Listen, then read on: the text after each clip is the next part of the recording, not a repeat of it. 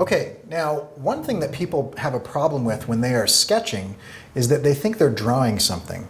Some people will even try to do an illustration. They say, well, I'm not good at sketching. Everyone can be good at sketching. You don't have to be an artist to be good at sketching. And usually what's happening is that your inner critic is judging what's going on, and you're looking at that sketch and you're saying, well, that doesn't look like that and it's not good, right? Or whatever. But the fact of the matter is that thumbnail sketches, there are different types of sketching. Let's talk about the different types of sketching really quick. So along this path, right, if this is the end of your project and this is the beginning of your project, from here to here, you need to come up with ideas. You need to come up with all the concepts. And there's a lot of things that you can do, some of these activities that we've talked about. And then you start to narrow this down. And so what happens is you funnel in, right? So you start with a lot of ideas, okay, and you narrow it down to a single concept, right? And the time happens on the inverse along this scale, okay? And so the amount of time that you spend a little bit of time, okay, little, I'm writing that as if you guys can see that, I wrote it really small. You spend a little bit of time on a lot of different ideas, but over here you spend a lot of time on a single idea. And so time sketching comes in because during this stage where we're spending a little bit of time on a lot of different ideas, you don't want to sit there and draw something for 5 minutes because that's a waste of time. The initial stages, you're going to spend 5 seconds, sometimes a little bit longer, 5 seconds on drawing. So let me show you what it means time sketching in the early stages where you have a lot of ideas and a little bit of time on each idea. Okay, now some of you may even need to set a timer. There are interval timers that you can download on your phone and things like that. There may even be something that we program. There's going to be an interval timer where it dings every 5 seconds or something like that. And so if I'm trying to make an icon for hardware, right? I'm going to start with the screw. I want you to pay particular attention to the words that I'm saying because I'm going to try to think out loud, right? And so when I initially see a screw, I see this. But what if I also have this plus sign? But I seem to remember that it actually cuts in, and so it's going to cut in like this, and that's going to be a little bit offset. But what if it's turned and we see it kind of go down at an angle like this? Or what if we see it flat and it's kind of like this? Or what if this screw is actually a bolt and we can see the different sides here like that and it bolts down? Or what if it's tapered like this and it's facing towards us at the top and it's tapering away from us? Or what if we lay it on its side like this and kind of go that way? Or what if we look at it from the other angle, and so we're looking at it like that and it's facing towards us and this part is facing away? Or what if it's a different kind of screw? What if it's the type that kind of sinks in like that? Or what if it's a flathead screw like this? And I can kind of go like that. Or what if the screw is screwing into something, like it's screwing into a baseball?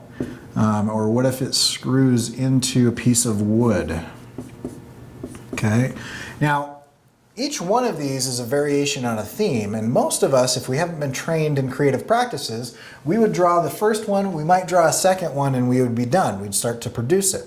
But the idea is that you do variations, right? And it's very much like a lot of the other activities that we've discussed in these videos, in that it's iteration, right? It's ideation, which means that there's just a little bit of a change. Now, a lot of what you heard, I'm going to switch colors here, a lot of what you heard me talk about is what if.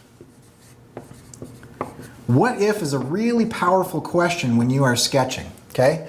And the idea with what if is that you will change a single thing, right?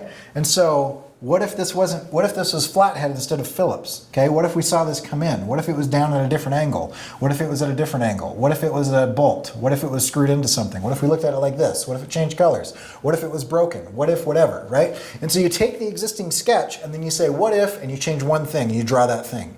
And you might even come in and you might even say, I really like this one. I'm going to draw that just a couple more times, just to kind of get the idea of it down. That's not quite it yet. What if I did this and I come in and I see these planes kind of wrap around each time or whatever? And so what if is the thing that will bring you to the next sketch. And so you'll also notice as I was doing this, I was asking myself, what if? But I spent 3 to 5 seconds on each one of these sketches, no more than 7. And if at any point in time I get stuck, then I just look at something and I change one thing. What if I change this one thing, right? The type of things that you can change. The situation, the environment, the color, where it is, how it's being used. If you change the perspective of it, the angle of it, the size of it, the shape of it, the quality of it, any of those type of things will help you get to the next thing. And so you go, what if this, what if that, what if this, what if that? And that is time sketching. If we go on our timeline of our project, right, this is the beginning of the project where you're coming up with the ideas, okay, and this is the end of the, that's a light bulb. This is the end of the project where we're finished. This is a checkered flag. Okay, then at the beginning here, you're going to be doing fast thumbnail sketches.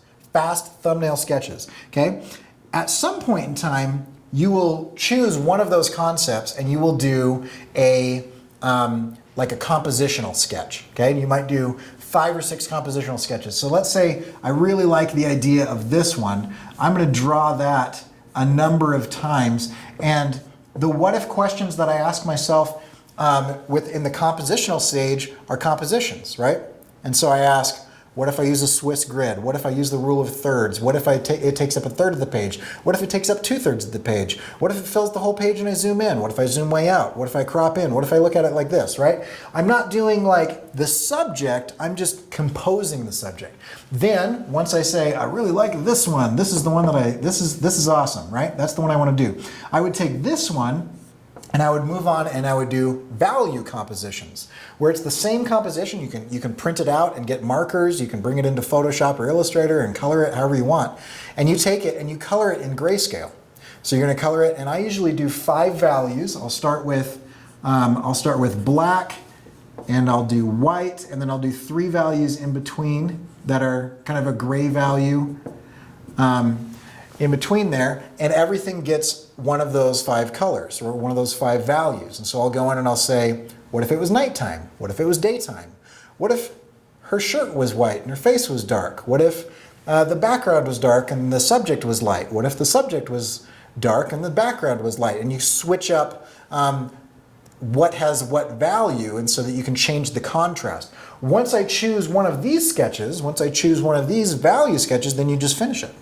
Whatever it is. And this will work in photography, it works in video, it works in illustration, and it works in design. So anything that you are producing visually can go through this process of time sketching to compositional sketches, to value sketches, to a finished product.